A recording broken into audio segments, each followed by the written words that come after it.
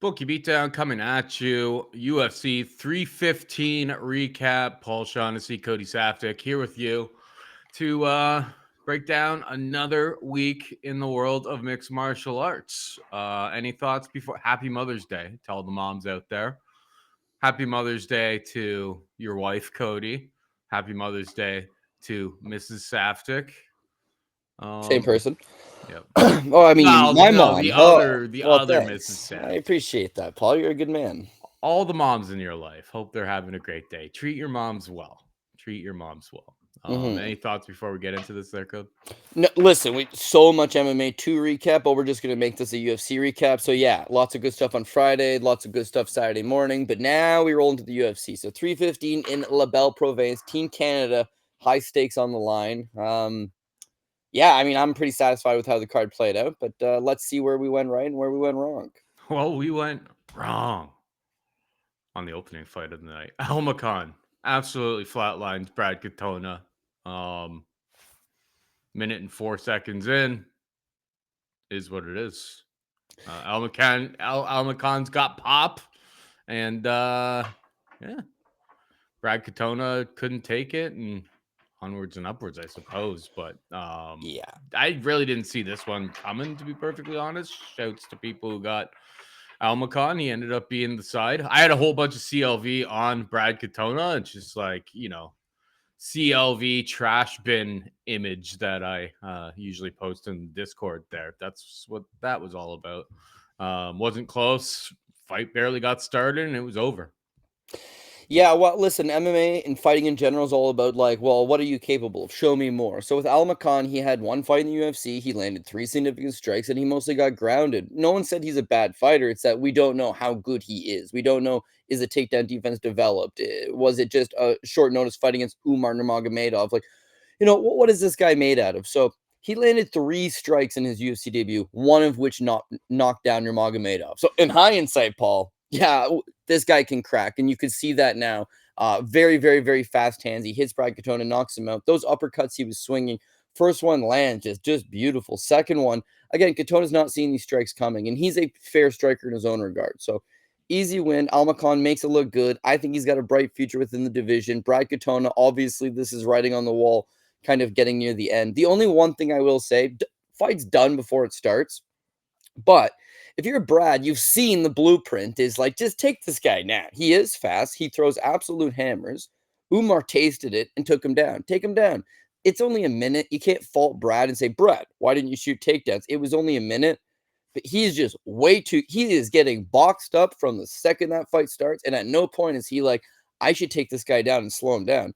He just stands in front of him and allows him to throw. So I will say, SPG Ireland, why did I trust a guy from SPG to wrestle? I don't know. Great question, because you just knew they weren't going to do it. And John Kavanagh, a terrible coach, had another terrible game plan here.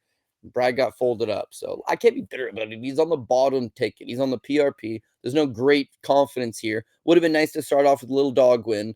Glad I avoided the over-under because it was juicy on the over and it didn't get very far. But Aljamain looks like he's going to be a problem for anybody that wants to stand with him for sure. Yeah, I didn't even post it in the Discord because we post like our picks, like the actual written picks for the most of the fights, like on fight day, and I just thought it was disingenuous. Well, like if he won, I wasn't gonna post it. If he lost, I wasn't gonna post it. But is what it is. But yeah, it was plus 158 that I had, and he's like plus 117, plus 115 in some spots by the time like the fight went off. So I was just like, I don't know if I would really like tout this at this point. One of those tricky parts of like sharing tips with people online. Next up, we've got. Oop, share this tab instead. Come on, Shag. Santos, Lee. For all of those people talking smack about the boot. Look at this thing. It's got dirt. That's got dirt on it. Whoa. Do not try this at home. I took out the Oh, sole. It looks really gross inside. I does took it out the ever? sole for moisture purposes, but I've got one here, Cody, for for being dead wrong. It was always Daniel Willie Cat Santos. Wasn't particularly close. Great bet, great call by you, and bottoms up. Yeah, listen, it was on the bottom line alongside Brad Katona, so one wins, one loses. It is what it is. It wasn't like there was a high degree of confidence. For anybody not picking up this backstory while Paul just did a shoey, he had Lee, I had Santos with no great modicum of confidence. And then on the weigh-in show, Paul was like, yeah, you know what? We had a request to make it a shoey bet. Would you like to? I said no. He didn't guilt me into it. My own guilt started to kick in, and I said, you know what? Lord hates a coward. Let's take this thing. But with Lee, the breakdown on Lee was he doesn't deal good under pressure. If you can back him up, he will fall apart. The problem is you've got a Willie Cat who's taking the fight on less than a week's notice, right? Who's pulled out of his last like 5 fights due to injury, is bad with cutting weight in general, and didn't look great on the scale. So I don't fault anybody who took Lee under those pretenses, okay? Yes, he doesn't deal well under pressure, but Willie Cat, under all of these circumstances, is not going to be able to pressure him for 15 minutes. That's where the Lee bettors were wrong and the Santos bettors were right. Didn't know it until it happened. But Santos, short notice, my God, Paul. Like, yeah, he did get knocked down in the first round, but even when he hit the deck, he springs right back up and he goes right back to work. He was fighting at a pace that I didn't think he'd be able to maintain, especially given he may have had a bad weight cut and he took the fight in ultra short notice. Second round, he's not going anywhere, man. He just continuously proceeds to back Lee up, cause him to fight off his back foot, makes him uncomfortable, mixes in a multiple of takedowns. Third round, he did start to tire a little bit, but then he relied mostly on his wrestling and was just able to largely neutralize Lee. So Santos showed a lot of poise. He showed that he can fight 15 minutes even on short notice situations. Again, he's got that aggression. You've seen him knock down against Castaneda. You've seen him knock down against Lee. This guy seems to hit the deck and just he wakes up, and it really puts him on as a man on a mission who's able to really just corral opponents and really break them down the stretch. So solid performance from Willie Santos. But I'd love to sit here and be like, I told you so. I was right. You were wrong. You don't really know what to expect from this guy. You just what you can hope to expect from him. And Saturday, he showed up and he gave the goods. So solid guy, not a world champion by any means, not a top 15 guy by any means, but capable of giving a lot of the guys in the division a really fun fight. Yeah, I mean, he showed up, he showed out, and it wasn't like after round one, it really wasn't all that close. It was a great performance by him, to be perfectly honest. Moving on down, we've got Bario defeats Silva. First round clinch elbows. This one was ugly. I don't know what Blindado does moving forward because what's that? 7 of his last 8 fights he's lost. He's losing some of them in like pretty brutal fashion at this point. Bario doesn't get many dudes out of there like this super early. Like, I don't know. I think it's the end of the road for Blindado, and good to see Power Bar get back on track. The elbows were certainly nasty, but it was a hell of a lot more violent, I think, than most of us expected. Your thoughts? Yeah, a lot more violent than people expected for the Barrio side. We knew if Barrio was going to lose, he'd probably get knocked out in the first round. But if he was going to win, that he might be able to just constant volume, bring Bruno into some deeper waters, and then drown him that way. Bruno, for all of his faults, is that durability is not really one of his issues. He can take a punch, and then you saw that completely diminish. So, I mean, it's really sad for Bruno because his personal struggles have been well documented. Depression, anxiety, and then for him to go out there and get knocked out. We talked on the weigh-in show. He has this little tattoo. He kept pointing to the tattoo like as a source of inspiration, and then, well, it was on his wrist. So once those gloves get taped up on there, you can't even see the thing no more. And then once he couldn't see it, he panicked, and once he panicked, he got deaded. So I mean, honestly, personally, like deep down, I do feel bad for him. And where I'm coming for that on this is that I've only booked one fight in my life that I personally regretted still to this day, the Silva Permuel, who got really badly hurt. But he had lied about a bunch of stuff. And then as it came out, he had depression and he had anxiety and he was on medication and he wasn't in shape and he could barely see. And he had this deep seated chest weave. And honestly, the commission let him fight and he got really hurt really fast. So I've always regretted throwing that guy in there because he shouldn't have been in there. Bruno's the same thing. He's 1-6 in his last 7 fights.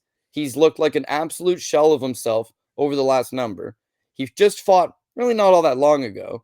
He's been very vocal about this crippling anxiety and depression that he's suffering, and you parade him out here to get beat up. So, like, if he wins, you feel good as a matchmaker. It's like, hey, I just gave this guy a positive moment and helped him out. The moment that you just give him now is he gets stretchered out of there and he goes to the hospital. And 3 times during the course of the broadcast, you have to update the public about this man's health. You could have got this guy killed. And for what? Is he a 25-year-old contender series guy with a dream? No, no. He's a middle-aged man who's been very vocal about how this ain't for him anymore. You didn't help him out. Eric Spicely, so much damage to the head. He's on antidepressants, and USADA flags him for failing a drug test for antidepressants, and the UFC lets him fight. You got to protect these guys sometimes. So I don't know, man. We bet on people getting hurt, and we feel good about it 99.9% of the time. And I want a bunch of money on Bario, so a part of me does feel really good about this. But the human nature of it is like, Bruno, I hope you're okay, man. I hope you find life and you find happiness and you find something that, gives you a stimulation outside of fighting guys in a cage, because it just, this ain't it for you anymore, man. Yeah. Yeah, it's a tricky, cheering for fighting and different things that we cheer for. It's yeah. Sometimes maybe from an outsider's perspective, it would be a little bit rough the way that we think about these things, but you got to kind of separate it. I feel the same way, but like sometimes people are like, I don't like this fighter for political reasons, stuff like that. For whatever side of this, the political spectrum that you're on, it's just like I don't know. I've always been pretty good at separating that stuff. It's just like I don't have to agree with people. It's like if I think they're good and I think they're entertaining, I'll enjoy them as a fighter. I don't know if we would share a beer together, but I don't know. It's a complicated kind of subject matter. But yeah, I hope Lindau's got some good people in his corner in his life, and hopefully I made a joke because I am obviously cold and I'm cold, and like pretty shortly afterwards that I was like, looking forward to, I don't even have to say it, but yeah, hopefully he's got other things so he doesn't have to go in there and like we don't have to see him in like BKFC in 3 years. I worry that we're gonna see that type of thing and it's just gonna be super ugly. It's like Diego Sanchez, right? Diego Sanchez, there's been so many bad times along the way and absolute car crash. It seems like maybe he's actually, separated himself from like all of those bad influences. At least it seems like that. I don't know. Who knows? They're people at the end of the day, and we're cheering for them to get brutally hurt for money. So, wow, that got real deep. That got real deep. Let's move on to the next fight here. Sterling Ursen, kind of a dud. Not the most entertaining fight. I had Sterling KO. I almost got there in round 3, but like I wouldn't classify him by KO plus 115 ish to be any sort of good bet. It was really not close until the final little bit there. Any thoughts about how this fight played out? Like I watched it, but I feel like I was kind of jaded by the fact that like it felt like the stats are most of those stats must be in round 3. Yeah, 60 of the, because like the first 2 rounds, I'm like, what? Like what is happening here? But I mean, I guess it worked out for him. 29-28, 29-28, 29-27. 3 of 5 on takedowns for Sterling. That was a little bit surprising. He's obviously coming around. He's being a little bit more patient. And he's getting the wins. Whether it's what people want or expect from him, that doesn't really matter as long as you are getting that second paycheck, I suppose. Your thoughts? Well, I had the over 1.5 in this one, so I mean, I'm super happy with how it played out. Was That it was easy, boring? yeah. Yeah, was it boring? It's like I think this is good times with Sterling. It's like he's a work in progress. He's got less than 10 fights. He comes from this kickboxing base. He had just gone to decision versus Tuco Tokos his last time out. Nobody was disagreeing that Ursen was the best guy he's ever fought. Right? Is Ursen good? No, probably not. But it's the best guy that Sterling's ever fought. So Sterling just went to decision with Tokos. Why couldn't he go to decision here? Now, I personally should have taken decision. I should have taken the over 2.5. But the over 1.5 is only minus 160. So it seemed like this is a good way to go. After that first round, it's Ursulan's got way more power than Sterling. No doubt about it. Like he's throwing with way worse intentions, a lot of zip, but he's slow. And because he has this reach disadvantage, he's just swinging at air. So Sterling, he's comfortable on the outside, just outpointing him. The second round, Sterling actually took Ursulan down twice, neutralized him a little bit, and then also just outlanded him. And in the third round, Ursulan realizes he needs the KO, so he starts to press it. And as he presses it, he himself almost gets KO'd. So I wouldn't look at this as like, oh, Sterling is a bust and this guy's not that good. They're trying to figure out how to use his range, how to maintain it, how to keep these fights standing. You saw him mix in a little bit of offensive grappling himself, maintain his poise, fought for 15 minutes, landed 60 significant strikes in the third round, plus a knockdown. Yeah, I think this is a great building block moment. He's now gone the distance twice in a row. And whereas people will sit at home and say, I want to fade this guy or not as good as he said, he doesn't even have 10 pro fights. And he just accrued 6 rounds of cage And time his in the best UFC round level. and his best round was round 3 by Yeah, far. he So it's threw just like that's 109 significant strikes, if plus he you landed a takedown. if you want to build and become even better, it's just like, well, if he looked like that in round 3, what happens in round like if he ever gets into a title fight type of situation? It's just like we're way too far ahead for that, but you know, it looked like maybe, that the cardio is going to start coming along and I don't again, I feel like it didn't get the result I wanted for my bets or whatever, but good building block, I think, for Navajo Sterling, frankly, in that fight. We'll move on. We've got Modestus Bukowskis defeats. Did he defeat Ion Kudalaba? Split decision. Split 30-27s. Yeah, that was weird. I thought you could make a case for like 29-28, but like split 30-27. I mean, the judging was a little bit crazy down over in Montreal last night in a few spots, but would I call them flat out robberies? I don't know if I would go that far, but I did think that Kudalaba won. Your thoughts here? Yeah, I thought Kudalaba won as well. I mean, he fights super patient now in the first round. He's not exploding. He's not shooting for takedowns. He's actually standing in front of Modestus Bukauskas and having a technical kickboxing match with him and winning. He just landed a little more. The first round was close, I will admit, but I scored it for Kudalaba. Second round, I scored that one for Kudalaba. He had a little bit of control time and he also landed a bunch more. The total strikes on that round is 50-18, So like Kudalaba wins that one as far as I'm concerned. Mm-hmm. Now, I think he's up 2-0 in the third, but it is still a very close fight. So it's like don't coast. And he didn't coast. If I was gonna say which round I thought he lost would be the third, but when they said 30-27 Kudalaba, I can understand. There's a good chance he won the third round as well. And then, of course, I don't know. I'm watching it with my brother, and he's like, "What do you think?" I'm like, "I think Kudalaba wins," but for some reason, this thing's got Modestus Bukauskas greasy split decision all over it. So they announce it, and it's like, told you. Am I going to scream robbery? No. I thought Kudalaba won, but there's no denying that this is a close and competitive fight. Mm-hmm. But then DC loses his mind. Oh my God. Just absolute rob. I can't believe it. One of the worst decisions I've ever seen. Shut the fuck up. Anyways, listen, I had Kudalaba. Financially would have been awesome to see him win. Over under. I should have attacked this one a little bit more because again, we had the over 1.5. Cool with that. But it ended up just dragging to the 2.5, and the fight goes outright the distance. So could have been maybe a little bit more aggressive with those prop side of things. The decision, don't agree with it, but not enough for me to sit here and scream absolute robbery, overhaul the judging system.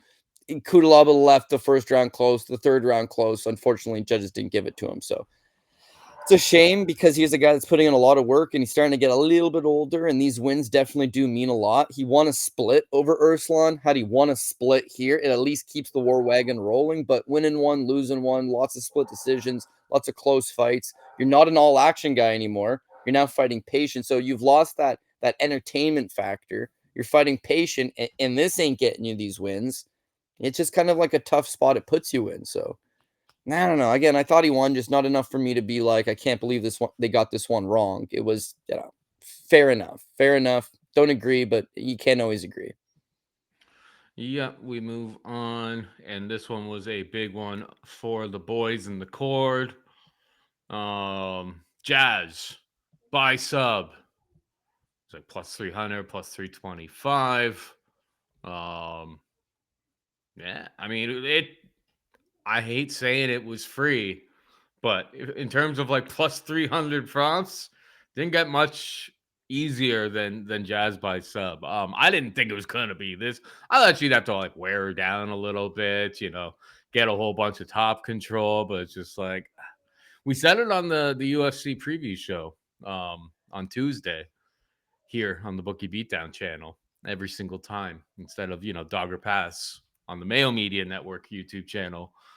As people are a little bit confused about that still, but yeah, it's on this channel that you are watching here. We will not be on Mayo's channel this week, so I'm expecting a ton of like, it's not a very popular card, but I'm expecting a ton of people. We said it on. It's just like, you know what?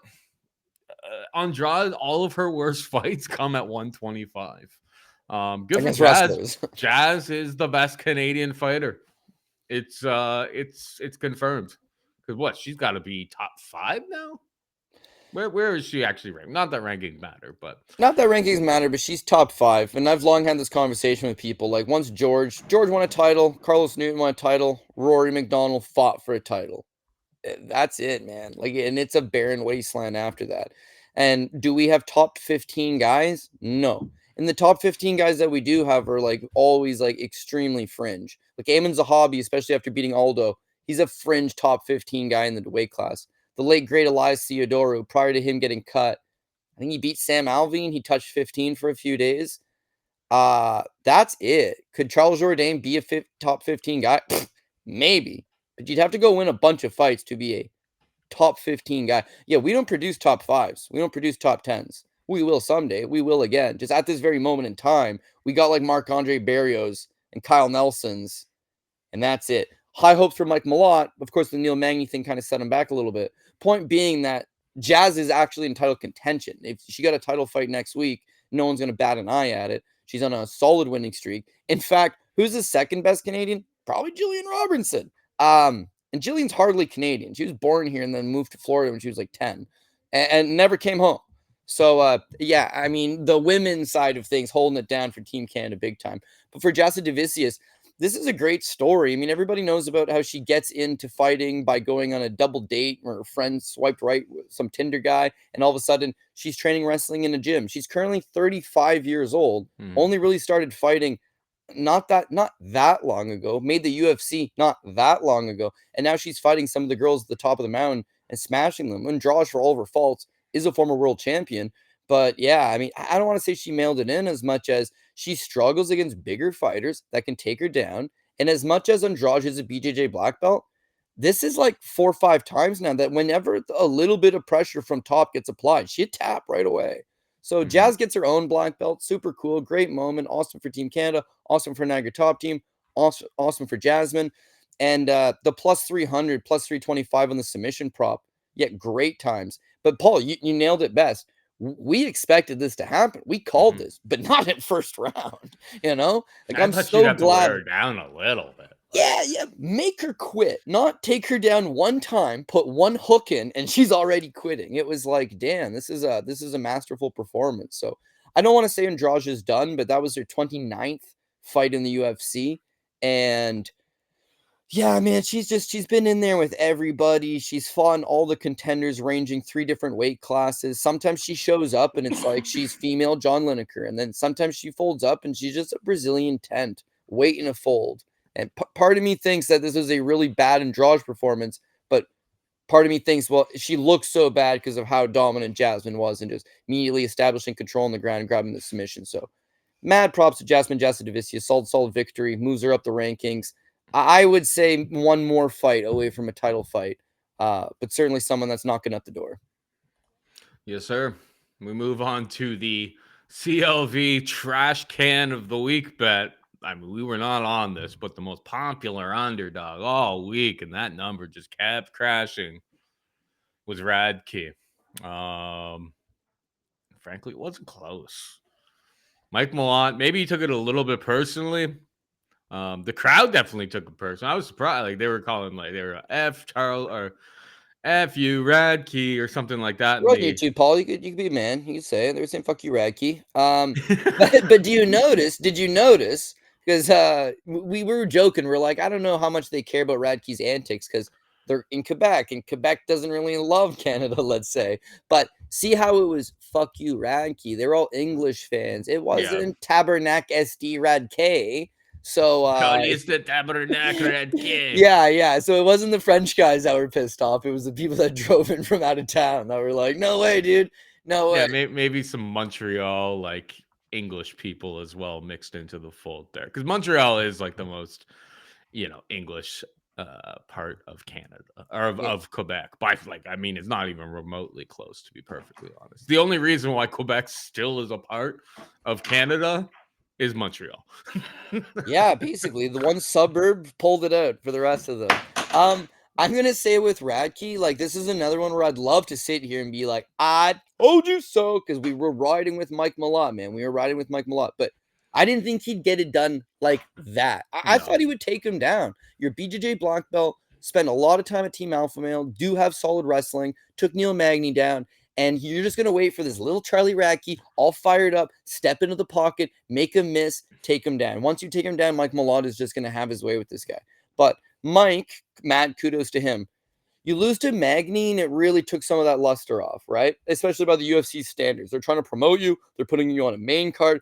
The fans are getting behind you. You lose to Magny. It took a little bit of that shine off. They rebook him against Trevin Giles. He fights a very tactical, stay to the outside, take zero risks, place booze. He says on the mic afterwards, I had to do what I had to do to get the victory coming off that Magny fight. Now you have this one. The smartest game plan, the path of least resistance, would have been to take him down. But Mike realized he can't be doing that. He's in his 30s now. He's coming off a stinker over Trevin Giles and then a loss to Neil Magny before that. Taking Charlie Radke down and submitting him is fine, but this is not what the UFC wants, and this is not the shot in the arm that his career necessarily needs. Instead, I'm going to stand with this guy. I'm going to knock him a fuck out. And that's exactly what he did. Charlie Radke did try to close the pocket, land that left hook, but you could really see the 5'9 versus the 6'1 once that fight started. He couldn't come close to him a lot. He's stepping in constantly, trying to land something, trying to find that distance. And Mike's just touching him with a quick 1-2 and then stepping back out. Charlie's eventually, he's just trying to streamline the offense by just trying to get to the target. And he's getting a little bit reckless. Mike starts eventually to find the rhythm, find the timing, starts touching up with combinations, hitting a 2, hitting a 3, adding a kick at the end of it. And then finally in the second round, just walks him in. So we hit the 1.5 on the Sterling Navajo fight. Sweet. We hit the 1.5 on the Ian Kudalaba fight. Sweet. We hit the plus 300 in the Jasmine. This was our fourth prop of the night. Wanted to go 4 for 4. I had it over 1.5. And Mikey just knocked the piss out of him like right prior to the half. We got out of the first round, and then he just took him out in the second. So remember what we said about Bruno Silva? It's like there's something not satisfying about watching this man get hurt. It was like extremely satisfying to watch Charles Radke get KO'd unconscious, stiff, he brought it on and himself. and like it's like a sick pleasure. There's like a sick pleasure where he's unconscious and his head is dribbling like a basketball off the canvas. It was satisfying as shit. Now, if he was 40 years old and had a family, it probably wouldn't be. But in this situation, fuck that guy. And Yeah, he asked for it. yeah, he asked for it, and it was delivered. And so all he can do is accept it. When he fights his next fight, there won't be any animosity depending on the opponent. I'll back him, right? It's just for this one scenario, need to get him to get his ass kicked, and he got his ass kicked. For the few people out there that were saying he got fraud checked, what does that even mean, man? He's a betting underdog who's not good to begin with, loses to a guy that should kick the shit out of him. Yeah, the guy I hate that term. I really do. Yeah, I really do. the guy went to decision with Blood Diamond. Like, yeah, it could take him down. we kind of already knew what he was. Yeah, we kind of already knew what he was. Okay, like it's not. It's not like it's not anything. The fraud check term does not apply to anything like that. Well, you missed one prop on the Malat fight, but then Oh the yeah, next this is fight sweet. moving on, that's how you gotta take the good with the bad. Yes. I was watching this broadcast and Dom Cruz is just like, what is Prepik doing? Why is he just like hanging out there, like on bottom, not really doing much, just kind of surviving? And I was just like, yes, as somebody on the over 1.5, I'm like, yes, Kyle, hold his gloves, do nothing. I mean, he was short notice taking on Benoit Saint Denis. Like, no, it was a tough. I mean, about as tough as the situation. You come in as like a 10-1 underdog against someone like Benoit Saint Denis, who's getting ready for a big fight here. About as difficult. I'm very thankful for Kyle Prepik this morning because that over 1.5 at like plus 160. We just got there. But we got there. And I still think it was a good bet, regardless of how close it was, considering that it was, plus 160. But thank you, Kyle Prepik, for being tough as nails. I'll say that. But Hells yeah, man. BSD ran through him, but that's what BSD was supposed to do. So no disrespect, and Kyle will get a more formidable, more realistic, I suppose, opponent that he'll be able to train and look at tape and build a proper game plan for, rather than just getting thrown to the wolves. So good for him. Hopefully he's back. I can't imagine he took that much damn. Hopefully he's back at some point late in the summer, maybe. Yeah, I'm sure they'll both jump back in there. Benoit did everything right. Part of me is like, why not do what Mike Malott did? Mike knew I could take this fight to the ground and grapple him, but put the show on because that was what was best. Benoit's got a ultra short notice local opponent who he's a 20-1 favorite over this guy come fight time, minus 2,000. And he took the path of least resistance. He could have beaten him standing. In the second round, to start the second round, he's absolutely smashing him. But he would go to the takedown. So, I mean, clean victory, flawless victory, but the striking for a bit in the second round is what saved us. And we mentioned this on the show. Kyle never been knocked out. He has one hell of a chin on him. He has been subbed twice, not in 10 years, but he has been subbed twice. When he loses his fight, not if, when he loses his fight, it'll be by submission after the over 1.5. So the first round, it's like he gets taken down, he gives up his back. They hit the 10-second clapper. This choke goes under his chin. Mm-hmm. He's about to tap, and he's saved by the bell. Whoa, that's our first blessing. We got saved at the end of the first round. Absolute the second hero. round, Benoit comes to throw. And so in that case, Kyle took all of those punches, man. His chin held up more than adequate. Just like we thought it would, he took a lot of shots. Mm-hmm. He's eating elbow in the face, elbow in the face, elbow in the face. Then Benoit shoots the takedown. Benoit gets the submission attempt. We just hit that over, and then he taps out. So, listen, it's tough when you're betting. You're essentially, we're cheering for Prepik to just survive 7.5. We all need him to lose. Everybody needs him to lose. But we're all cheering. He lasts 7.5 minutes. It's a weird spot to be in. You're cheering with a guy and against him simultaneously. But yeah, listen, he hit that quick little prop for us, which was plus money, which is something that we both liked this week. So happy about it, but it really came down to the wire. And as you mentioned, Paul, I miss a prop by a minute or a few seconds. You win a prop by a minute or a few seconds. You win a split decision. Maybe you don't think you should have gone.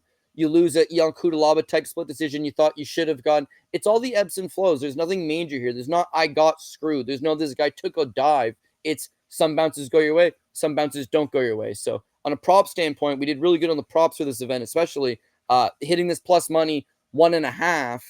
I mean, I was just tooting the 1.5 all week. This one was plus money, and it hit. But let's be real, just barely. Should have lost in the first round right at the end. Could have lost in the second round by 5 seconds. Neither of those things happened. We cashed, but we got to be realistic about it. It was a greasy one, to say the least. 100%. But that's why, yeah, those plus money over 1.5. Like, it's not so at the UFC level. It's just not so easy to just finish people. And Kyle had all of the backlash in history to say that, like, it's very likely that he does actually get to this. Now, we only won by 5 seconds, but I think it was a good bet. And luckily, It was a good bet that cashed, but it could have went the other way. But yeah, that's just gambling in a nutshell. People are like, I got screwed. This guy got robbed. It's just like, whenever people kind of go on real tirades about that type of stuff, I always kind of like be like, I kind of look at them. It's just like, we've been doing this, what, 15 years? Like we were in college, almost 15 years ago, kind of doing like, betting for, peanuts basically for drinking money on the weekend, that type of stuff. And yeah, it's just like you do it for so long that it's like, I think I'm a little cold about MMA gambling. It's like win or lose. It's like I try not to ever get too high or too low, because I know, I know when I get fortunate and I know when I get a little bit unlucky, but I know over the course of over a decade, 12 years, 13 years, I don't know when we really started betting this seriously, but I know over the course of time, it's like it all balances itself out. It's just variance, you know what I mean? Mm. But yeah, anytime people get like too fired up about this guy got robbed, it's like kind of a giant tell to me that it's just like you're new around here. You know what I mean? Like you haven't been deep in the weeds for long enough to be soulless and have nothing in the pit of your stomach when you lose a tough split decision or your guy gets knocked out in the last. It's like I've had every good beat and every bad beat that could possibly happen at this point. So none of them really get me too jazzed up anymore. Well, it's like I guess guy hit me up yesterday, and he's like, "Should I hedge this out?" And all he needs is blow Muhammad. And it's coming down to the end, and it's like it $10, matters to you. 10. Well, it was $10 to win $78, which is Yeah. totally fine. Which is totally fine. But in like, I'm down to hedge. There's a lot of money on the line. I'm gonna hedge. Something like that was like, well, what are you doing it for? You just trying to build up bankroll slowly but surely, take some bigger shots. You're just looking to have some fun. In that case, I don't know. It's up to you. It's honestly up to you. Do you want to let it ride? $10 to make 78. When you look at it like that, you're sitting on a plus 78, a 780 ticket. Some guys got $10 on it. Some guys got $100 on it. Some guys got $1,000 on it. So it just gives you that level. But if you lose and you lose your $78 and you're pissed off that you should have hedged and your life was changed by the $78 that you no longer have in your pocket. I just don't know. I just really don't know what to tell you. I'm sorry, but Everyone's situation is yeah, different. yeah. I'm not going to go online and be like, "This is the time to hedge." Hedge. It's like it's up to you, man. You want to hedge? You don't want to hedge? Should Yeah, you hedge? it's your Should money. you let it ride? Yeah. Ultimately, we're just here to say, I think this guy wins. I think this guy wins. Here's the path I think he wins. But you got to make the decision yourself. So yeah. I mean, you and I are in the same boat. It's like I've won a bunch of money and not had. It's not even really like the biggest rush in the world. I've lost a bunch of money. And it's not even really been the worst thing that's happening in the world. Once you kind of separate that emotion from it, then it just becomes, it's a job, it's a business. Some days are good, some days you're bad. You're looking at it as a totality. If you're on these emotional swings where it's like one pick ruined your night, and people will hit me up, they'll be like, "I'm never betting UFC again because that Kudalaba split decision was." It's like if that decision is going to cause you to never watch fighting again, well, I don't know what to tell you, dude. I Or do you're not know what to tell you. over-invested, or you're over, Yeah. like, you gotta be. I mean, we've been doing this forever. It's like people always ask me, it's like, here's for instance, it's like Prantes I had on like a 5-6 legger parlay, what, last week?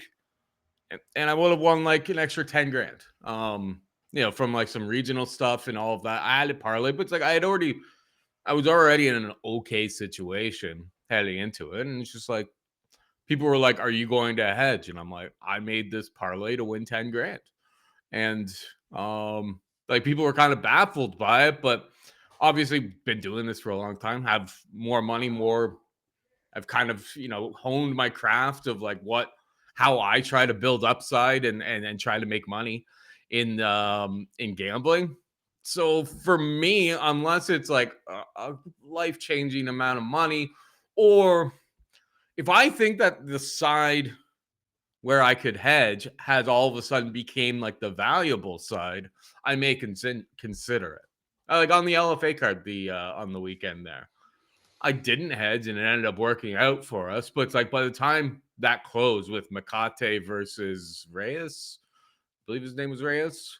It was like minus 500 plus 375. Yeah, that was a Well, weird I one. actually thought that like I posted it like in the Discord. I was just like, I actually thought when the number got to there, I'm like, well, I think Reyes is actually probably not a bad bet at that number. So like hedging at that number seems a lot better. But I don't know. Everyone's gonna have their own thing.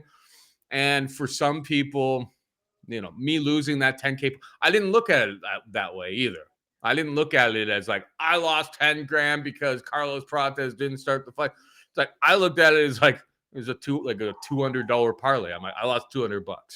I don't think of that money as my money until that money is won and in my account. Like that's a different type of mentality about it as well. So Yeah, and that's exactly and, like, that LFA card, like Paul's talking about with Makate, he ended up being on line 5 for the parlays.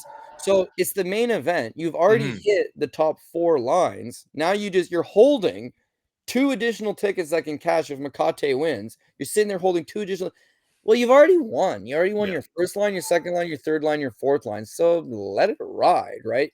This Bilal Muhammad, when we talk to the main event here, he's on the top ticket. So if he loses, it's the end of the night. It's over. So though I prefer to hedge out when I got a guy on the top ticket in the main event.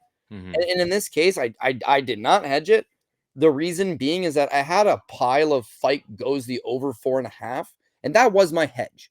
If Jack Della would have knocked out Bilal, would have been a really bad night.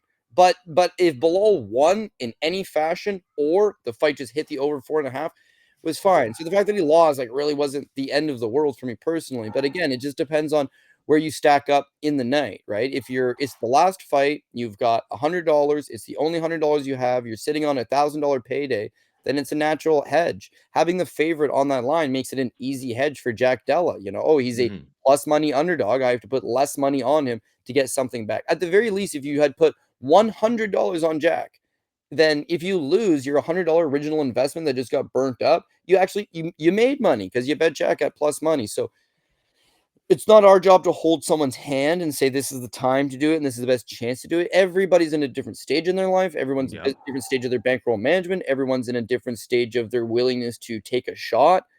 So I mean, listen, it's just ultimately your call. But yeah, the last 4 fights of this main card, which we're about to talk to, I had a bunch of parlays that specifically just had those 4 fights to all go to decision. And so, Nice. whereas people were complaining the main card was boring, outside of the Prepik fight, I was loving it. I half fell asleep during the co-main event. I listened to it like a podcast, Paul, because you didn't really even have to see what was going on to know. We were going through the motion, baby. And then got up, watched the main event, and then called it a night. But uh, yeah, four more fights to get us through. Yes, sir.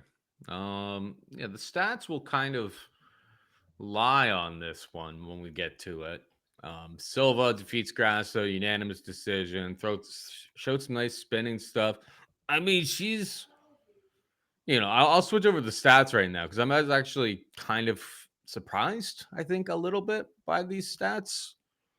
I know she doesn't throw crazy volume or anything, but like the much more stinging shots and pop were obviously from Natalia Silva over the course of 15 minutes. These stats kind of make it seem like the rounds were closer than they were. The second Uh, round was close, and I guess the numbers do show that, but yeah, this was not this was she's so like, fast. it was She's like so fast, big cage, yeah. darting around. It's just like you gotta go and like Grasso only kind of figured it out at the end of round 2 and into round 3. That she had to make it a dogfight. It's like you can't just play that game with her because she's too fast and her cardio is outrageous. Like she just doesn't stop moving. I mean, showed no sign. She wasn't even breathing heavy in the interview after the fight. So, um, yeah, it's gonna be a tough style, I think, for I imagine Valentina to have to conquer.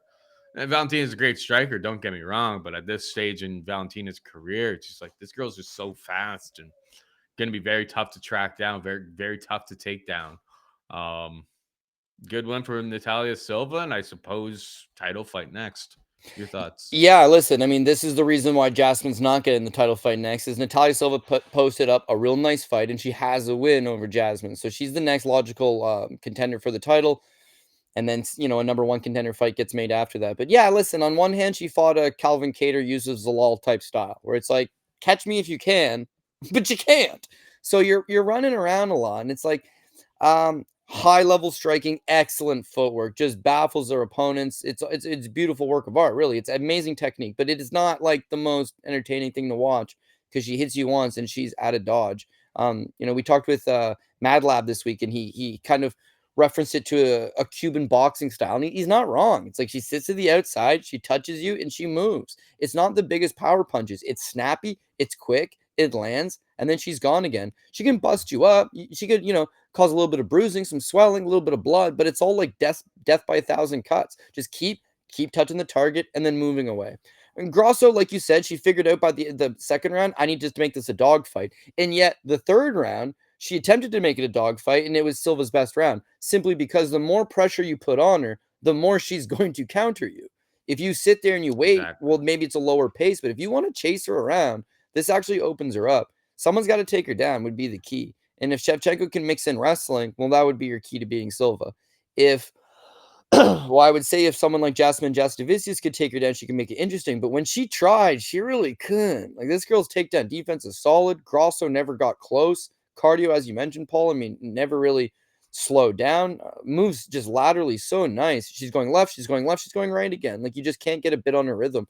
I would say that she is a tricky fighter. It's not the most entertaining thing maybe you've seen in your life, but it's extremely effective and high quality stuff. So yeah, I scored a 30-27 for Natalia Silva, 29-20, absolute worst case scenario. Her left hook was money. She was moving well. Earlier in the week, it was Natalia Silva minus 270.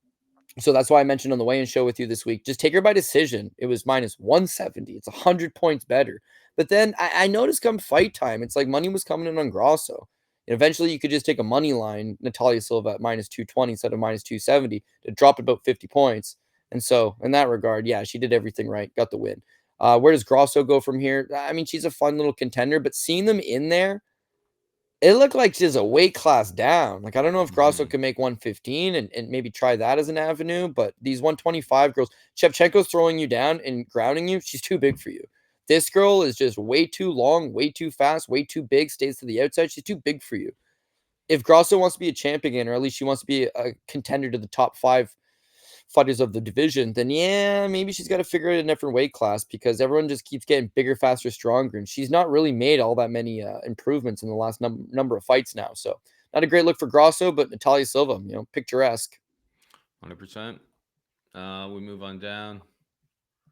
Jose Aldo defeated by Eamon Zahabi, 29-28 on all three judges' scorecards. And Bullshit. the fight played out a lot more exciting. Particularly that round 3 was wild. Round of the year, I mean, there's probably other fights that I'm forgetting off the top of my head, but like one of the best rounds of the year, that's for damn sure. I'll get to my point a bit. Go on. Good round. Aldo almost puts him away, but then in the process of trying to kill him, absolutely blows his absolute cardio. But it's like apologies. Dropped him, soccer kicked him in that transition of trying to finish him, and then Zahabi was landing some nice elbows and stuff. I mean, the stats, and this is why we always say, it's just like stats lie all the time. Like Eamon, it happens in a lot of Jose Aldo's fights, is he just doesn't throw as much as his opponent, but he's landing the cleaner, more technical strikes. And round 1, round 2, I don't know. I find a lot of it a little bit. I didn't think it was the right decision, to be perfectly honest, but we're in Montreal and so on and so forth. Jose Aldo says, I've had enough of that. I'm retiring. But I don't know. I thought Aldo could have been up 2 rounds, to be perfectly honest, going into the third. Your thoughts? Yeah, I thought he was up 2 rounds as well. So similar to the Kudalaba fight, I don't agree with the decision, but I can accept the decision. I thought Jose Aldo first round. I mean, yeah, he looked vintage in the first round. He's just laying these great body shots. Those hooks are fast, throwing a couple leg kicks, moving well. Jose still got it. Wins the first round. Second round, Jose's starting to slow down. He doesn't still got it. He's not the man he used to be. Eamon Zahabi's using more volume, but the bigger shots are still being landed by Jose. Close round 2, score the second round for Jose. So now Jose just, in my opinion, he just needs to win this third round. We've got it. If he just survives the third round, we should got it. And we should have it, I guess I should say. And this is an interesting one. So the round starts, okay? It's possibly 1-1. Turns out in the judges' cards, it was 1-1, but Jose could be up 2-0 or it could be close. He's winning the start of the third round. He hits Amin Zahabi. Zahabi gets temporarily knocked down. Jose Aldo, former world champion, one of the most savvy veterans in the game, absolute first ballot Hall of Fame legend. He hits him, he knocks him down, and he just redlines right away. He didn't have to. He could have knocked him down. He could have just gone back to jabbing, leg kick, conserve some energy. He redlines. It's like he wanted the moment, because I think, he retires after the fact. He may have already had that on his mind. I have two trains of thoughts. Yeah, I have two trains of thoughts on it, right? The one is that he knows I'm gassed out. Like, my body's shutting down. I had a really bad weight cut. I missed weight essentially by like 7 pounds. This kid accepted anyways, but I look like shit on the scales. He kind of always looks like that on the scales, but it was a bad weight cut, no doubt about it. So it's possible in that third round that he's like, I'm done. I can feel my body shutting down. I have a small moment that I can put this guy away. I need to just swing for the fences. Possible. The other side of it was like he got greedy, but in either instance, when the finish materialized, he looks up at the clock. There's 3 minutes left, dog. What are you doing? His body's done. He's done right there in that moment. So then Zahabi has his rally, and it would have been a 10-8 if it wasn't for the fact that, Aldo really hurt him pretty bad there to start the round. So I didn't have it at 10-8. I had it as a 10-9. He survives. He should still get the decision. But yeah, he redlined, and he blew the little bit amount of cardio and gas he had left. He just absolutely blew it going for this finish at the beginning of the third round and leaves himself vulnerable. So I still thought he won because he was up 2. But even if he wasn't up 2, which turns out he wasn't, he could have just landed that big shot and then just gone back to playing the chess match. When this round ends, they're going to say, what was the big moment? Oh, the knockdown. Instead, there's a knockdown. There's a borderline illegal soccer kick to the head. There's a borderline illegal knee to the head. And then he gasses. It's like, I'm just going to go for this. I might get disqualified twice trying, but I don't care. I'm just going to go for it. I would rather retire getting DQ'd and having the guy leave in a coma than lose fair and square. So he just went for it. Now, they read the decision. I think Aldo wins. Okay, come on, Jose Aldo. And they give it for Amin Zahabi. And I'll tell you why I'm really not bitter about this in the slightest bit, is that technically Jose cheated. He cheated on a number of occasions. He cheated when he missed weight, right? He comes in for a 135-pound fight at 143 pounds. Yeah, sure, they called Zahabi and said, hey, why don't you hop up to 142? But it was a missed weight. The other thing is that it wasn't an official missed weight because one guy's 142 and 143. Zahabi could have taken 30% of Jose's purse, right? Which, because it's Jose Aldo, is about $500,000 in show money. You could have made $150,000 taking his money for him missing weight. And Zahabi chose not to do it. In the third round, he tries to illegally soccer kick Zahabi in the face. He tried to illegally knee Zahabi in the face. And then he's holding Zahabi's gloves as he's getting smashed on the ground. He cheated the whole way through. He fucked the weight up. He grabbed his gloves. He almost got DQ'd with illegal techniques. If you're going to miss weight, you're going to try to cheat a bunch of times. I'm okay with you losing a close fight. I am, because I've always preached this to everybody. Fighter A, fighter B. Really close round. Who do you think won? Fighter A had more volume. Fighter B had a little more damage. Fighter A had the takedown attempt. Fighter B had the submission attempt. It's a really close round. But one guy missed weight. You do not give that guy the round. The guy that made weight gets the round. This technically wasn't a weight miss, but it was. Zahabi showed up, agreed to all of the terms, and did the best that he could. Jose Aldo showed up, had essentially a bad weight cut, fought like such, tried cheating a handful of times within the fight itself, that I thought he won. 29-28 Jose Aldo, this is good times. When it wasn't read that way, it's something I can accept. The round 2 was very close. Round 3, Jose did it to himself. He did it to himself. So he has nobody to blame but himself. We have nobody to blame but Jose Aldo. Not that it's his fault. We gambled on him, so it's all good. Do I agree with the decision? No. Should I have hit that Jose Aldo by decision ticket? Yes, but it didn't work out that way, and I'm not sour about it. So tough to see Jose take his gloves off and put it in the center and wave to the crowd because skill-wise, he's got a lot of skill still. And if the UFC used to give guys like Vitor Belfort and Dan Henderson, they could take TRT, and it basically just allowed them to have their current skill set with a 25-year-old's cardio.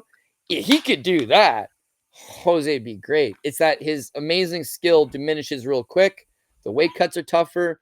The longer these fights go, it's just taking a lot out of you. The sad spot is that when you see a legend lose to another legend, it's business. When you see a legend lose to the next top up and coming prospect, it's a passing of the torch. When you see a legend lose to an otherwise bum, and I know Zahabi's not a bum, but he's a fringe top 15 bum. When you see Jose Aldo lose to this guy, tough titties. So Hobby, listen, you just got a real good scalp, real good name, real high level of victory. I thought you lost, but all the same, they gifted it to you. I'd love the UFC to give him someone that'll either hurt him really badly next time out or, someone in the prime of their life with high level skill that's going to have a real fight. Because Hobby outpointing you from the outside and just outworking you with more volume, and it's all well and good.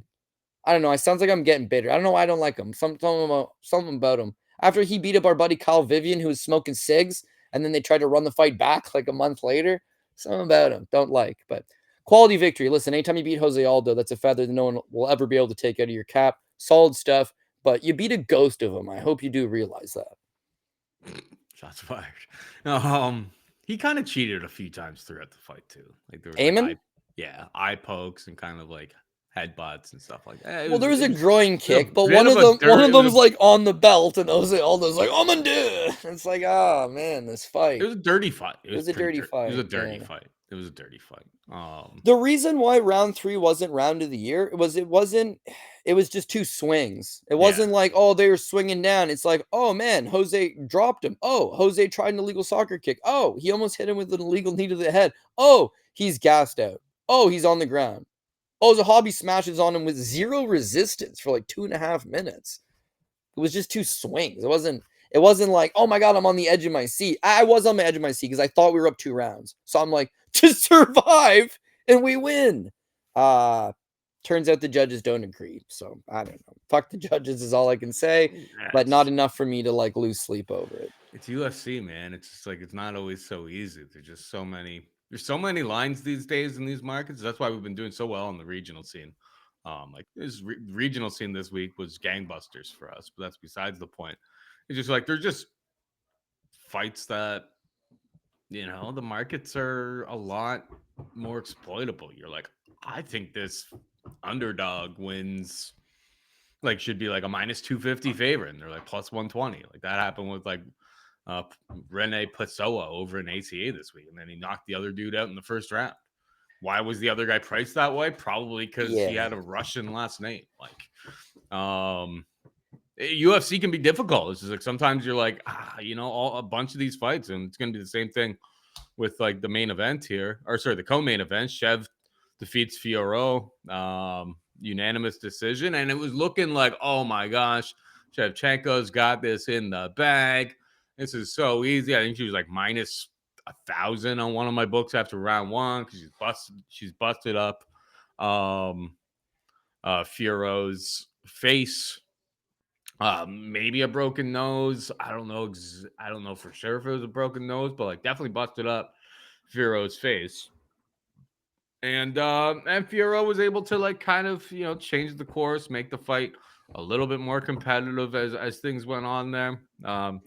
I'm glad that when it all was said and done, and obviously round 4, Shev gets the takedown, but I'm glad that Shev got the decision because you know what I'm sick of seeing at like high level mixed martial arts. It's like we used to kind of make fun of it in lower level stuff about standing cage control and all this other crap. And like, oh, you could kind of really tell whether fights were like high level or low level. Well, it's just like what's ended up happening, and it's kind of a scourge on the entertainment factor of the sport in a lot of ways, is that people have just gotten really good at like standing cage control and throwing just enough like knees to the thigh and stuff like that to hold that position. And it's just like, it's not fighting. It's not why we got into the fight. It's effective, and I know it's a title fight, so it's like, win by any means necessary. And it was a great change by Manon Fiorot to employ that, because just at range, clearly, she was outgunned. She was landing some strikes at range as well, but the bigger, more damaging shots. And Manon Fiorot's hanging out there with like a broken nose after round one. So good on her to get to the final bell.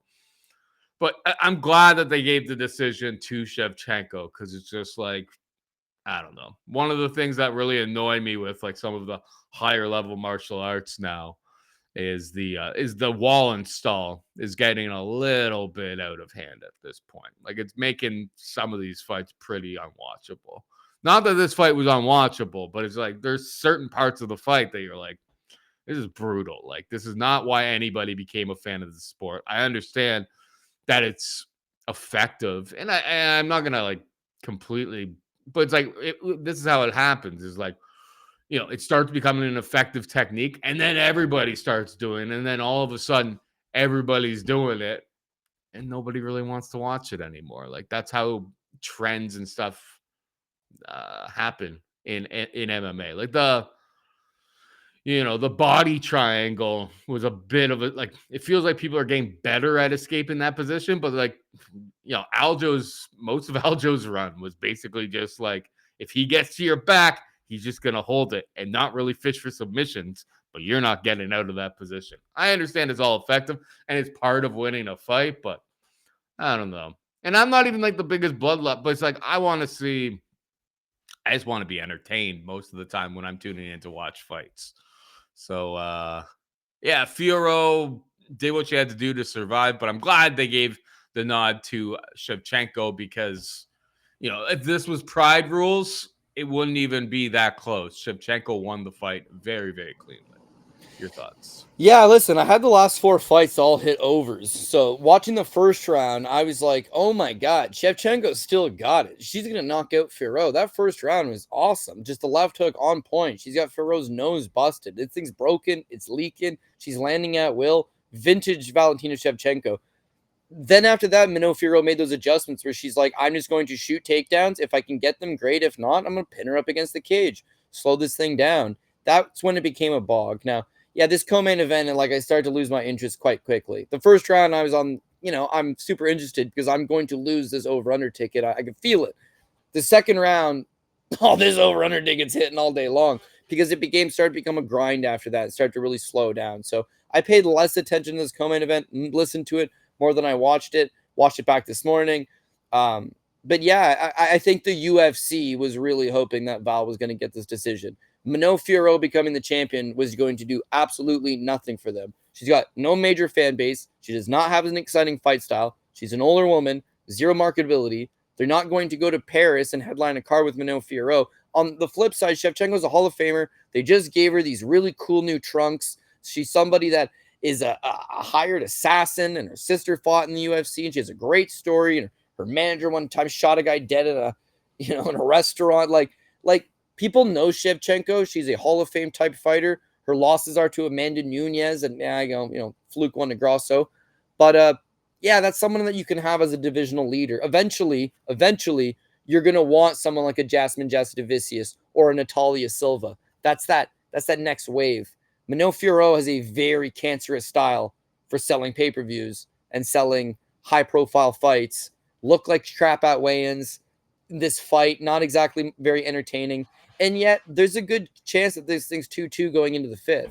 It was a close fight in that nothing overly happened. First round, Shevchenko all day. 2, 3, and 4. 4 Shevchenko as well all day. I guess 2, 3, and 5 were the close rounds. If you scored 2, 3, and 5 all for Fiorot, well, then she won the fight. When you go to MMA decisions, there's like 3 or 4 people that score the fight for Fiorot. There was some people in that train of thought. But like Paul said, damage was done by Shevchenko. She's got the more entertaining style. You got to beat the champ to be the champ. Is holding the champ up against the cage for 90 seconds of a round beating her? No, I really don't think so. So I'm glad the judges got this one right. We had Shevchenko, slight underdog. It's a dogger pass type fight. We went through all of that. but yeah, I should have been a little heavier on the her specifically by decision, and I took the coward's way out by just taking the over 4.5 because it was like minus 400. There wasn't a great read there. It was a high price, just seemed like a likely outcome. So that's where most of my investment was. Is I needed this thing to hit 4.5 rounds. It did. It wasn't exactly the most spectacular fight in the world, but pay-per-views in Canada always have a women's co-main event for whatever reason, and so this was just another par for the course, kill the entire vibe in the arena before the main event starts, kind of thing that we're kind of accustomed to. Yeah, to be the champ, you got to beat the champ, and that's what Jack Della Maddalena did. Mm. It was competitive in spots, but great boxing, great mobility, insanely good cardio. I mean, Bilal doesn't get out cardioed by really anybody, and the guy landing the bigger strikes right at the end of the fight when everything is on the line was your new champion, Jack Della Maddalena. Um, could Bilal have made some adjustments, shooting for more takedowns earlier? Yes. Like some people were like, oh, you never really tried. It's like, well, or some people are saying that like, oh, he was definitely trying to round one, he really did not try. Round two, he definitely tried a little bit to get it going, but I don't know if he fully committed to any of it. I think he bought in a little bit to his own what he had been saying in the which is like, I'm gonna outbox this guy, but as they say, F around and find out. Um, he found out. He found out. But like there were just brilliant strategies. Even when he did get taken down, just like the ability to get back to the feet from Jack was on point. But yeah, I don't think it's any coincidence that round four and five, some of the more successful rounds in terms of for Bilal, even though he obviously lost round five, but that's from gassing out. But round four specifically, leaning on that wrestling, getting the pressure game. Like you just had to close the pocket, get in his face. I don't know. For Bilal, who's like such a smart fighter, I don't think it was his greatest. Like his strategy over the course of 25 minutes was actually pretty bad by his standards. But that's not to take anything away from Jack. Jack fought literally the perfect fight, showed a lot of improvements in his takedown defenses, get up game, everything like that. So yeah, to be the champ, you got to beat the champ. And I didn't come away from this fight, and most people, I imagine, had to come away from this fight saying Jack earned it. Congratulations to him, and hopefully he stays active because he'll be a fun champ as long as it lasts. But I feel like welterweight's in for a big time shuffle over the next couple years. I don't see a single guy in the division right now that I go, that's the guy. That's the guy that's just going to like, knock all of these other contenders off like dominoes. Your thoughts on this and the welterweight division moving forward? Yeah, I mean, you're really not wrong. Like, Kamaru Usman, he's like a legit champ, and then he loses to Leon. And Leon, it's weird. He beats Kamaru, he rematches Kamaru, he takes a phony baloney fight with Colby Covington, and then he loses it. And then Bilal Muhammad, this is his first title defense, and he loses it. And then Jack Della, sweet performance, man. And again, he's like the youngest guy of all the top contenders of the division. So no reason to think that Jack Della can't continue to improve and get better. But you wouldn't be shocked. You wouldn't be shocked if, say, Shavkat Rakhmonov beat Jack Della in his next fight and took the title. And then if Rakhmonov lost the title after that to somebody like Islam comes up, yeah, and just wins it immediately. And that apparently was the move, is that Islam wasn't going to fight Bilal Muhammad because there's a friendship there, but now Bilal is not the champ, and so it's Jack Della, which styles make fights. Stylistically, this is exactly what Islam wants to fight. So yeah, why don't you do that? And then Islam wins the title, and then does Islam fight Rakhmonov? Like, you know what I mean? So the division's got a lot of uncertainty, but this was a real fun fight. Great way to cap off a pay-per-view. Fans got their money's worth on this fight, so it's good to see it in that way. But yeah, well, Bilal, I'm not going to make him any excuses, but he looked flat. One, the game plan was no good, but two, physically, he's a cardio machine. He can push the pace. Physically, he just looked a lot more labored. He was slow in there. He looked like he was starting to fatigue, going into that fourth and fifth round. So kind of uncharacteristically look a little bit off, but yeah, I mean, Jack Della just made him look average, made him look like a civilian at the end of the day. I will say like Paul's saying, the game plan.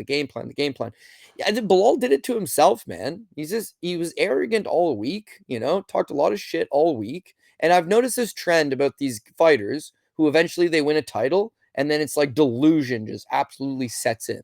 So it started with like Junior DeSantos. When he was the champ, he'd be like, I'm the best pro boxer in the UFC, and I could beat Klitschko in a boxing match tomorrow. It's like, there's no way you actually fucking believe this, right? It's like, no, he does.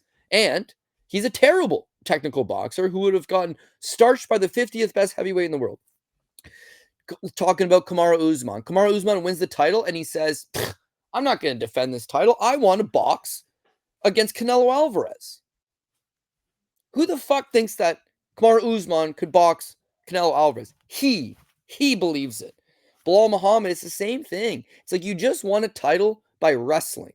You spend time with Khabib. You guys went over the importance of wrestling. People that are picking you to win this fight believe that you can stand with Jack, but that you're going to mix in the wrestling.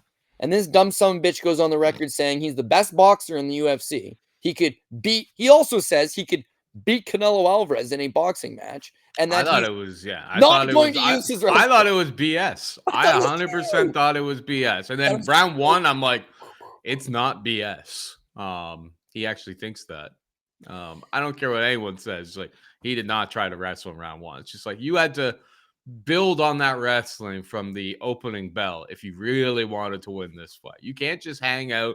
There were rounds that were relatively close in terms of like the striking, but you can't just you can't be giving away rounds with a bad strategy against one of the best boxers in the division, and Jack Della, maybe the best boxer in the division.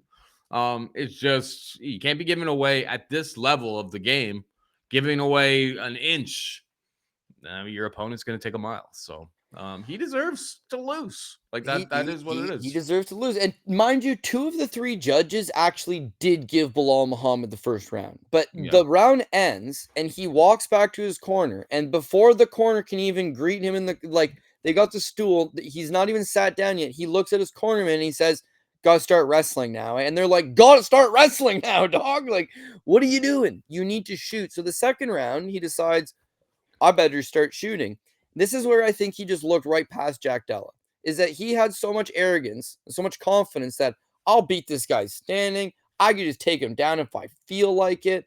I'm going to walk right through this guy. Then in the first round, I can't say he gave the round away because 2 judges thought he won it, scored it for him. But he essentially, bad in general. yeah, he essentially just fights to the least of his skills and then acknowledges to his corner after, like, oh, should probably take him down, eh? And then the second round, he actually shot 3 takedowns. I thought they were half-hearted. I didn't think he really committed to them, but it was as if he was just like, oh, I guess I'll take him down now, and then get stuffed, and it's like, oh, shit. This isn't as easy as I thought it was going to be. Rounds 3 and 4, he rallied.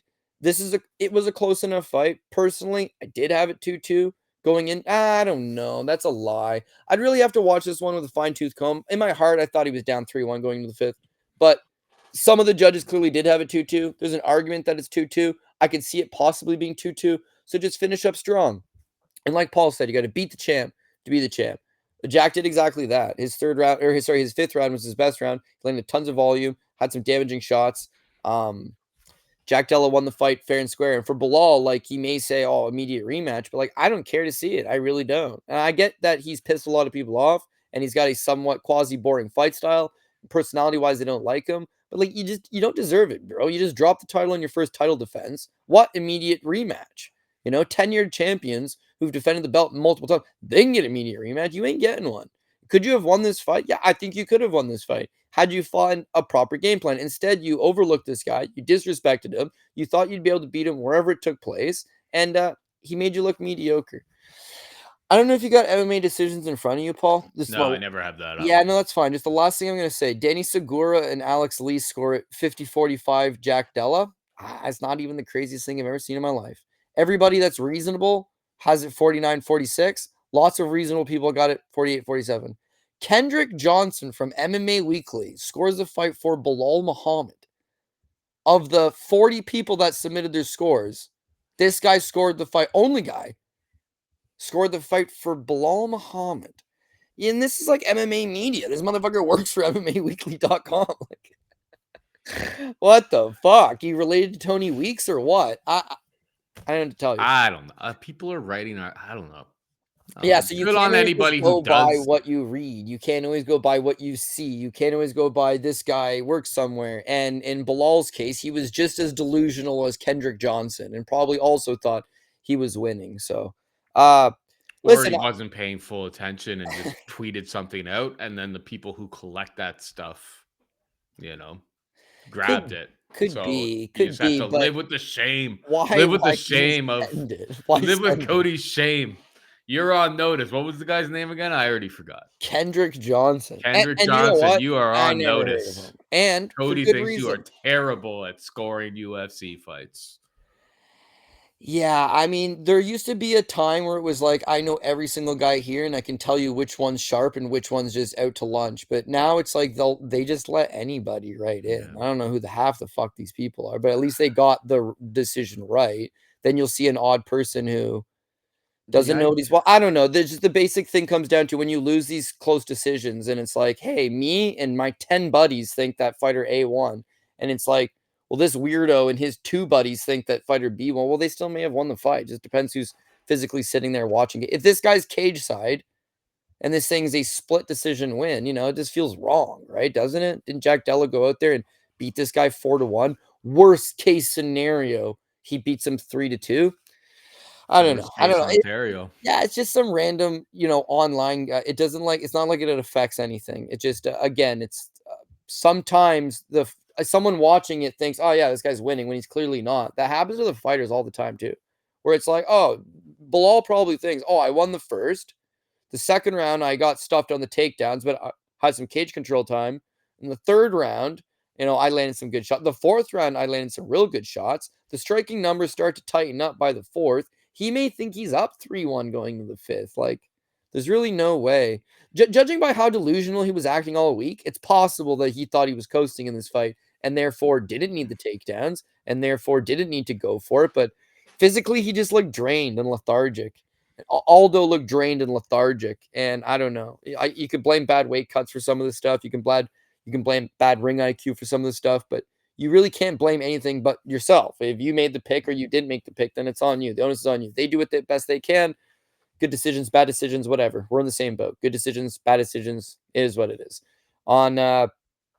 Quickly to recap, none of the fights in particular, but on the Friday side of things, I mean, well, just in general, LFA was solid this week. Samurai FC, we hit the first top 3 lines on there. LFA, we hit the top 5 lines over there.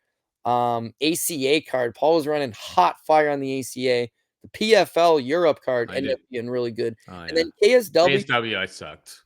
well, you had But like the ACA was so hot fire that it's just like, I mean, I had a, you're gonna win everything all the time. When you could of say, hey, there course. were 6 There's a events cut, this but week, like, yeah, 4 that's of them were massively profitable, then be happy with that. But it all it takes is one guy here and there to ruin an event. yeah. I mean, it is what it is. But like, It was the first fight of the card or something. It wasn't like it was the end. yeah, I was just wrong. I was just wrong. So like it was a 20 or it's happened a few times in like these regionals. And like that who was the Durich on the Octagon card who was like 19 years old.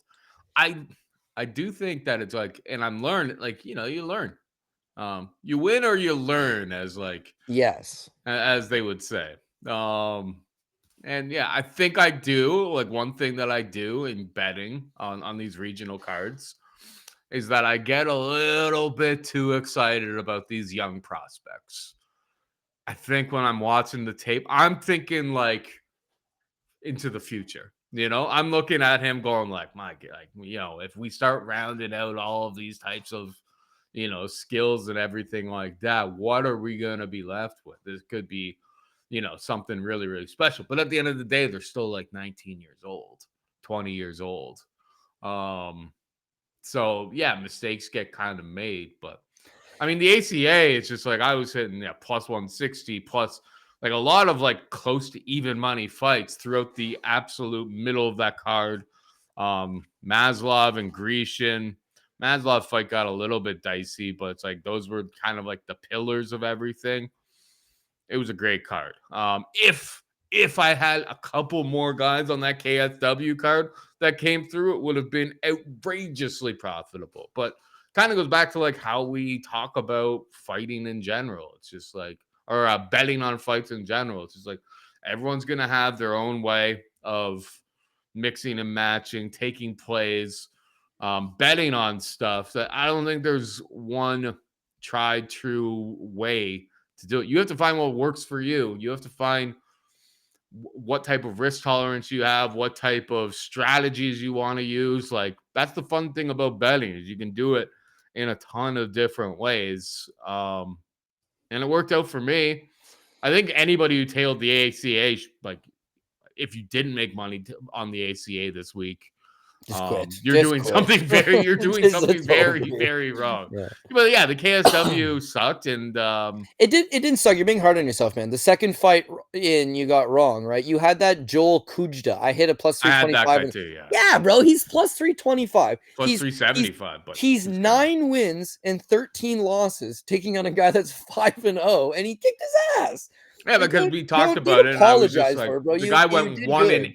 the guy went 1-8. So it's like he's 9-13, but it's like he started his career 1-8. It's like we're Yes. watching tape and stuff all the time. I'm like, he's not that bad. Like people, I think most lazy cappers are probably gonna look at, oh, this guy's 9-13, he sucks, he's a bum. I'm like, this looks like more like a pick'em type of fight to me than the numbers would suggest. So yeah, of course, it was like I don't know.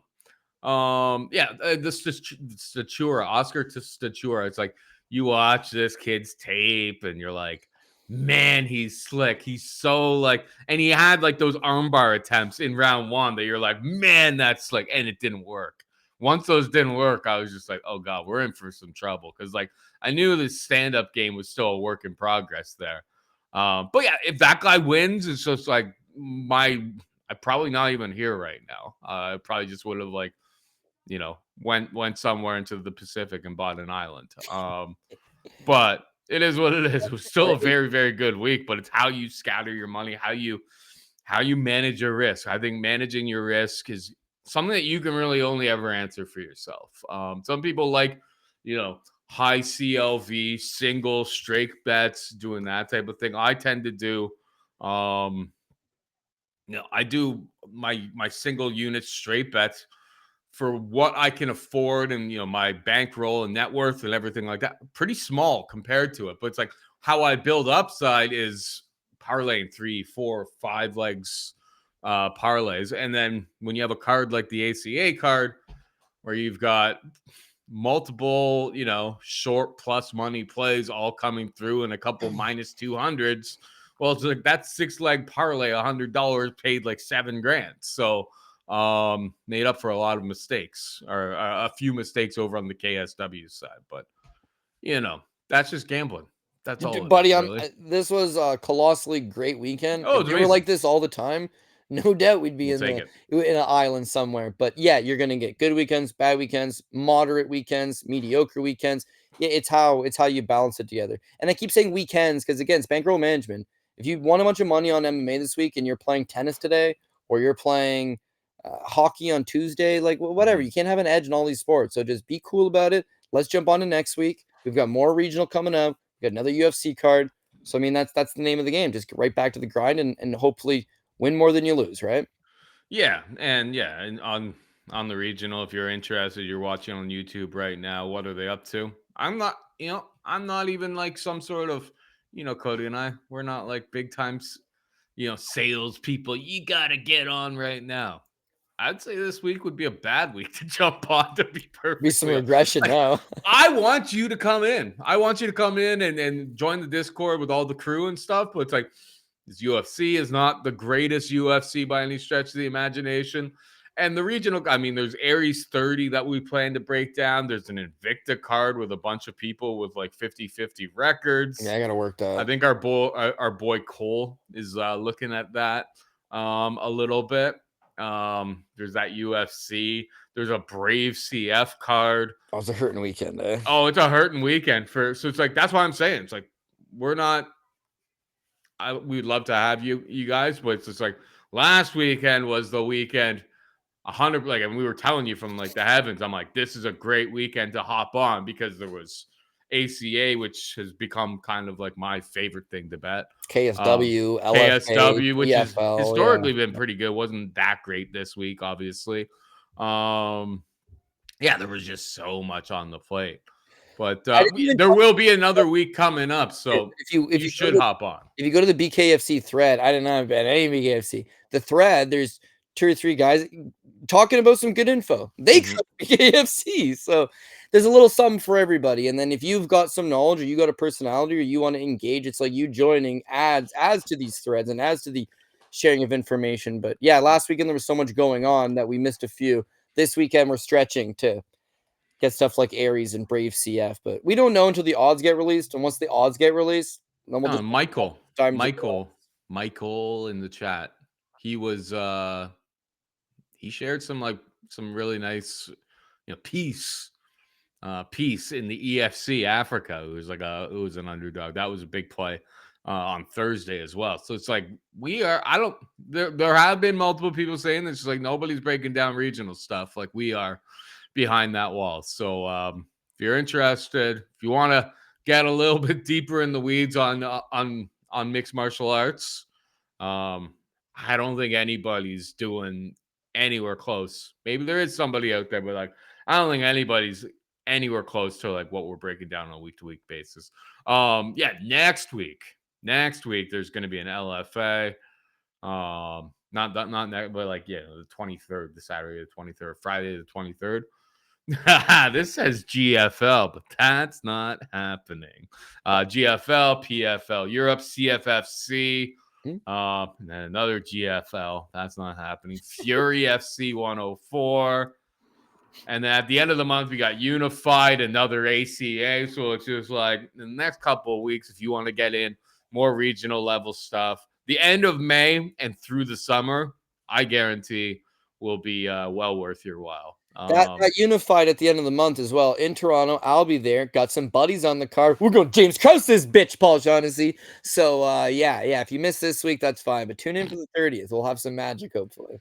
Oh yeah, May 30th weekend. There's Cage Warriors from Rome. There's a BKB. Woo, woo. Mucho There's a Ryzen. I don't know if we're gonna get to that. Either way, the grind never really stops. We are constantly looking at regional, and frankly, it's like you guys see us from the UFC on this side of things. It's just like putting a lot of more work into the regionals, just because there's so many damn cards, and yeah, having a lot of fun with it. But anyway. That is it for us. Hope you enjoyed the show. See you on Tuesday for breaking down the UFC Apex whatever number card. Morales versus I can't even remember off the top of my head. Peace.